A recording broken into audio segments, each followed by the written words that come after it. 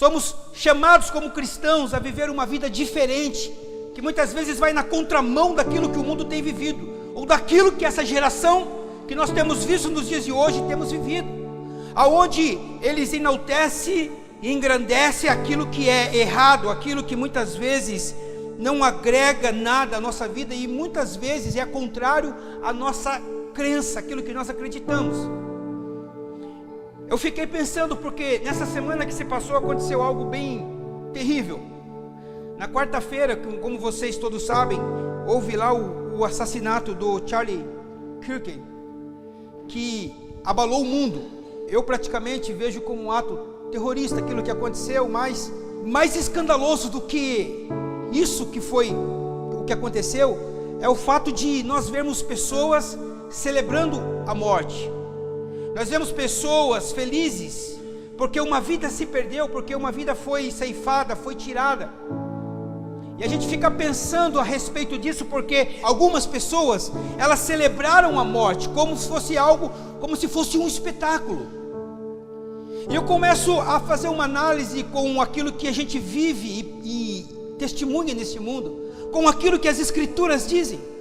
E eu acabo percebendo que o ser humano ele está perdendo o valor. As pessoas estão perdendo o valor, ou o amor pelo próximo, ou o amor pela vida. Os valores estão distorcidos. E nós estamos num mês em que prega que a vida tem valor. Meu irmão, a vida tem valor. A vida tem valor.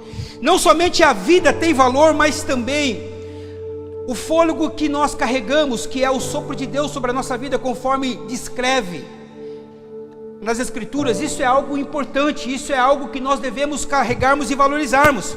Sabe, nós precisamos entendermos que Deus, como Criador da vida, qual é o sentimento quando Ele vê uma vida sendo ceifada? É como se nós observássemos, uma pessoa que cria alguma coisa, que pessoa que gostaria de ver a obra que ela criou sendo destruída? Eu fico imaginando Deus olhando lá dos céus, analisando tudo isso que nós estamos vivendo aqui, e Ele como sendo o autor da vida, a forma com que Ele se entristece muitas vezes com a humanidade. E às vezes nós ficamos pensando e olhando e falando: meu Deus, como que tu podes amar este mundo? Como que tu podes amar essas pessoas?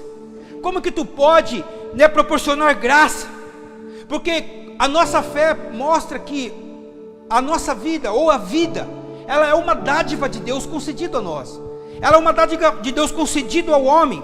E a vida ela deve ser celebrada, a vida deve ser celebrada, não a morte. A vida deve ser protegida, a vida deve ser honrada. E muitas vezes nós vemos nesse mundo onde as pessoas elas celebram a morte, colocam a morte como um espetáculo. Mas na verdade nós como cristãos nós devemos fazermos o contrário. Nós devemos celebrarmos a vida, nós devemos protegermos a vida, nós devemos honrarmos a vida. Porque quando você olha para Gênesis capítulo 2, no versículo 7, você vai ver que ali Deus ele formou o homem do pó da terra.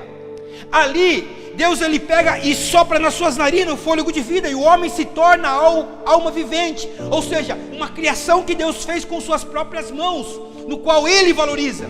Quando você vê Davi escrevendo no Salmo 139, ali a partir do versículo 13 e 16, você vai ver: olha, tu criaste o meu ser, tu criaste e teceste no ventre da minha mãe, tu me fizeste de modo especial, tu me fizeste de modo admirável, tu me fizeste ali, os meus ossos não estavam escondidos de ti, quando em secreto eu fui formado. Ou seja, ali Davi reconhecendo que Deus estava vendo ele no ventre da mãe dele. Ali ele estava falando que os teus olhos viram o meu embrião, todos os dias determinando para mim, todos os dias foram determinados para mim, escrito nos seus livros, antes mesmo deles existir. Ali nós vemos o valor que Deus dá à vida. Quando você olha para Deuteronômio, ali na renovação de aliança que Abraão faz com o povo, ou que Deus faz com o povo por intermédio de Abraão, você vai ver ali que ele diz assim: olha, eu invoco os céus e a terra como testemunha contra vocês, que coloquei diante de vocês a vida e a morte. E aí ele continua dizendo: a bênção e a maldição. Portanto agora escolham a vida para que vocês e seus filhos vivam. Escolham a vida para que vocês possam viver. Sabe, eu fico pensando que hoje Deus ele nos chama como uma igreja para valorizar a vida, para valorizar a vida em todas as escolhas que nós fizermos, em tudo aquilo que nós fizermos, em todas as escolhas, em todas as nossas ações, as nossas atitudes, nós devemos valorizar a vida. Você deve valorizar a vida. O nosso testemunho como cristão, o seu testemunho como cristão, meu irmão, precisa ser evidente em relação ao valor que você dá à vida, sendo um contraste com este mundo que nós vivemos, onde as pessoas celebram a morte.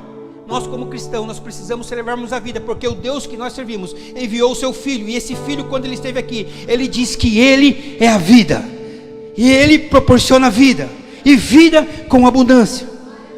Por isso que diante dessa distorção, nós como igreja, nós temos que lembrarmos que a vida é um dom de Deus, e sendo um dom de Deus, ela tem um propósito. A sua vida, a minha vida, a nossa vida, a vida do homem sobre essa terra, ela tem um propósito. E nós precisamos pensarmos sobre isso, a ponto de nós não deixarmos que a vida seja banalizada, não deixarmos que a nossa vida, a sua vida seja banalizada. A gente sabe que nos dias de hoje está cada vez mais difícil nós vivermos neste mundo, mas mesmo neste mundo em que nós vivemos, nesse cenário que nós vivemos, é justamente nesse cenário que nós como cristãos, nós devemos nos destacarmos como luz a este mundo de trevas. Mesmo a esse cenário onde tudo é distorcido, é que você deve ter um posicionamento forte como cristão, pró-vida, e jamais celebrar a morte, mas celebrar a vida, em todos os momentos, em todas as suas escolhas. Por mais que o mundo esteja mergulhando aí nesse mundo de desprezo, mergulhando aí em trevas, desprezo, nós somos a brilharmos como luz, a luz de Cristo, neste mundo de trevas. Então, portanto, igreja, como cristãos, nós devemos nos posicionarmos em favor da vida, jamais celebrarmos a morte, mas celebrarmos a vida, nos compadecer. A Bíblia diz, chorar com os que choram e se alegrar com os que se alegram. Então nós devemos carregarmos isso sobre o nosso coração. Não é porque a ideologia deste mundo, não é porque a depravação, não é porque a corrupção deste mundo está de mal a pior, que nós como cristãos vamos ficarmos calados. Não, nós temos uma posição como filho de Deus, e nós amamos a vida e jamais celebraremos a morte. Por isso que nós temos que orarmos uns pelos outros, por isso que nós temos que nos posicionarmos como crentes, aqueles que são filhos de Deus, chamado para um propósito. Eu quero dizer para você que a sua vida, meu irmão, tem um propósito. A sua vida tem um propósito. Amém? Se você não descobriu, comece a orar e perguntar a Deus: Senhor, me dá uma luz, ainda mais luz, para que eu possa descobrir o propósito que tu tens para a minha vida, e cumpra esse propósito sem medo, porque é para isso que você nasceu. Ninguém nasceu ao acaso. Você não está aqui ao acaso. A sua vida não é ao acaso. A sua vida tem um propósito.